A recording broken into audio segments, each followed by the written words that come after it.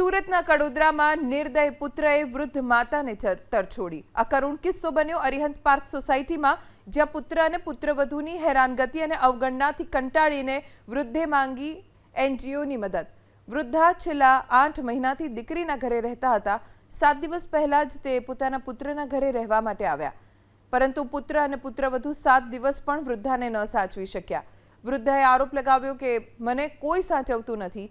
વૃદ્ધાએ phone કરતા એનજીઓની team પણ તાત્કાલિક કડોદરા પોલીસ સાથે ઘરે પહોંચી।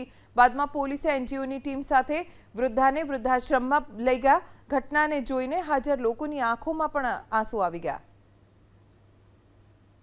ક્યાં જાવ છો તમે? આશ્રમમાં શા માટે જાવ છો? રહેવા હારું। અહીંયા ઘરે કઈ તકલીફ હતી? તકલીફ હતી થોડી। હમણાં એવી 2 અઠવાડિયું થયું ગામમાંથી। દીકરીને ઘરે ગઈ હતી મેં, 8 મહિના રહીને આવી। 8 મહિના રહીને આવી। છોકરા સાથે નથી રહેવું? હા, તમારા છોકરા સાથે નથી રહેવું?